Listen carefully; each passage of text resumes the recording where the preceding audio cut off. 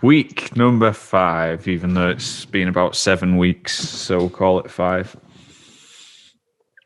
Should I eat more on training days and less on rest days? So before we start, you got any thoughts on this? Not really. I think I generally tend to eat more on training days because I'm hungrier after training, but it's not for a specific purpose. If anything, I try and eat more on rest days from a recovery and preparation standpoint for my next training day. Okay. When I'm actually taking nutrition seriously. Interesting idea. Yeah. Right then. So, as always, it comes down to what your goal is. So we know for everything, you only really have 3 goals: fat loss, maintenance, or muscle gain. So it depends on which one you're doing as to how important this sort of thing is. But as always, it comes down to the same nutrition principles. So the most important thing is the adherence, which I have spelt wrong. So if you're in a fat loss phase and having different food on different days helps you adhere to it, fantastic. Do that. Same for muscle gain, same for maintenance. So whatever makes it easier to do, whatever your goal is, that's what I would go to. Then after that, I'd look at the other principles and see how it works with them. So obviously calories matter.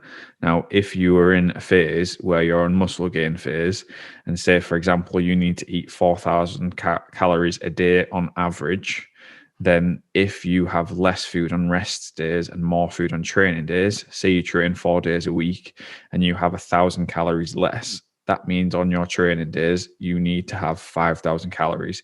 That might be unreasonable and so messes with adherence. Likewise, if you're in a fat loss phase and say you're only on 1,800 calories on average, if you want to have days where you're on 2,500 calories, that's 700 calories. That means you're going to have days that are only 1,100 calories. You're not going to be able to stick to that. Adherence is a problem. So bear in mind your total calorie intake and how easy it is to adhere to whichever of the goals are. Now, protein intake. We've talked about how protein intake, you want your average over the week to be right. And then the next thing is you want your daily amount to be right. And then the next step is you want to spread it out as evenly as you can through the day. So with your daily intake, you want to try and keep that constant regardless of what calories you're having. So if you are going to have more calories on some than others, it doesn't want to be from protein, because I've talked about before, you have a certain amount of protein, that's enough to help recovery. And then any more than that is kind of wasted. Not wasted as such, but it means that if you're putting more in one meal, that means you're having less in the next meal. So it's better to keep that constant. So you don't want to change your protein from day to day. You want that to be nice, constant figure. So then the next thing is, obviously with our principles, we've got your carb intake and your fat intake. So there likely is some benefit to having more carbs on days when you train more and having a bit less fat on those days, because you're having more carbs, so you can keep your calories about right. There's likely some benefits to having slightly less fat on training days, because you want to be able to absorb those carbs faster and more easily. Fat slightly slows down the absorption of the carbohydrates. So if you were going to do it, you'd maybe manipulate it that way. But before you start getting fancy about any of this, you need to have your weekly calorie balance, protein, carbs, and fat. Then once you've got it down weekly, then you make sure you've got it daily. Then you might start to think about having different on each day. But again, it comes back to your goals and how advanced you are. So some benefits of having more on your training days versus not. Refeed days. There's some evidence to say that there's some benefit from having refeeds, but it's more and more, it's becoming more evident in the research that a single refeed day doesn't offer much benefit physiologically, and that it needs to be at least a couple of days or even a week. So from that perspective, it's not really worth it. But psychologically, there can be huge amounts of benefits. That's not spelt right, is it? Is it? Isn't Oh, it? don't ask me how to spell anything. I can't spell my own name.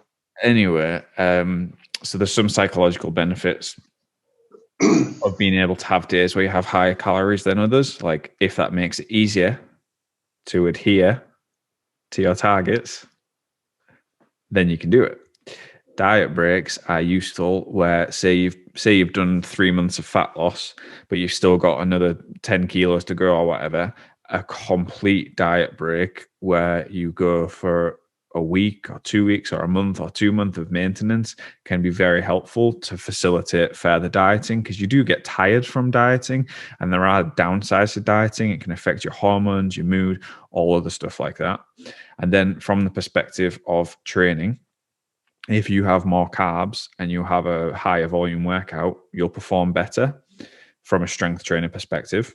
From a hypertrophy type perspective, muscle swelling is a signal for muscle growth. So if you have more carbs, you pull more water into the muscle cells. More water, more carbs, the cells will swell, the muscles will swell. So you get the extra training benefit of having bigger muscles whilst you're training, if that makes sense. And then as well, some people having more carbs helps them to sleep better. So if you find that you can't sleep because you're so hungry, then it's worthwhile having more carbs on those days so you can sleep better from your training. Now, with that said, downsides, it's more complex. Like if you can't track your food on a daily basis, hit your daily protein, be consistent with that, there's absolutely no point in doing it. And it's much, much easier to mess up your weekly macros. Because, for example, you might decide that on Monday, Wednesday, Friday, you're going to have an extra 1,000 calories. Then that means that Tuesday, Thursday, Saturday, Sunday, you've got to have less. Now, using that example, what if at the weekend you then decide to go out for food? You can't stick to the lower calories. So it's sometimes easier to just try and be consistent instead and make it as simple as possible. As well, for tracking, what tends to happen if you have a higher calorie day is you're like, well, I'm eating this much, why not eat that much? And we talked about the food palatability reward hypothesis before. So essentially, it's the idea of when food tastes good, it makes you want more of it, which is kind of common sense. But like, if you eat about 5 apples, you don't then think, I need to eat more apples, because it's kind of boring. It's a bit plain. You might be hungry, eat your apples, you're done. But if instead you've got something like Saurine, or like for me, it would be something like Oreos, where once you have one, then you want to have 10, and it doesn't actually stop you being hungry. If anything, it makes you more hungry. It makes it easier to go off plan. So if by you being allowed to have a little extra leeway, you then go nuts and go all the way, you'll miss your calorie targets. Likewise, the other way around, if you're someone that's on muscle gain or maintenance that doesn't eat enough, so someone like you, it can go the other way around of, well, I don't have as high a target to hit today, so I don't need to think about eating during the day. Then it gets to the night and you're going to have one massive meal, and then you've kind of lost out on the benefits of having the refeed because you haven't got the daily ticked all the boxes from a daily perspective. So you're worrying about something that's more complicated than it needs to be. It requires more thought. Like, so when it comes to nutrition, I think you want to put as much effort into nutrition as you need to. So like as much or as little effort into nutrition as you can to get the progress you need to. So for example, using you as an example, if you hit protein targets, that's probably about right for you. You know when you're eating enough calories, perfect. You don't need to go any more complicated than that. Now, if someone was competing in a bodybuilding show, they need to have everything dialed in because that's the level of what they're trying to achieve. So, and again, it depends on what phase you're in. I say when someone's in a fat loss phase, they need to be more accurate because there's more variables, and you want to kind of get that done as quickly as possible and get it done and over with. Whereas when you're in a maintenance or muscle gain, you can be more relaxed. So I've got a video that's recorded. I just need to edit it about the different levels of tracking food. So ideally, the way that I'd like people to do it is to start where they track all their food. They get into the habit of understanding what's in food, not because I want people to end up tracking food forever, but because I want people to understand what's in food. I want you to be able to look at this and say, right, that's an apple, roughly 15 to 20 grams of carbs. That's about it. Like, to start to understand what's in food and understand what's a reasonable amount of food for you to eat. So you'd start off tracking all your food, and then gradually over time, we'd move away from that until there are periods where you need to track it because your goals dictate it. So like me, for example, when I was competing in powerlifting, I would track my food, but I wouldn't track meals that I had regularly. So if I had a normal lunch of fajitas or whatever, I wouldn't bother tracking it because I know roughly 40 grams of protein, 100 grams of carbs, like 30 grams of fat or whatever it was. So yeah, there's the extra thought that'll have to go into it. And I just don't think it's worth doing it until you get to the point where it's beneficial.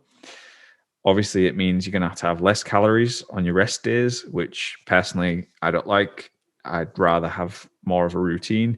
And I find on a rest day, I don't have as much of an appetite, but I have more free time. So in having more free time, there's more time to think about foods.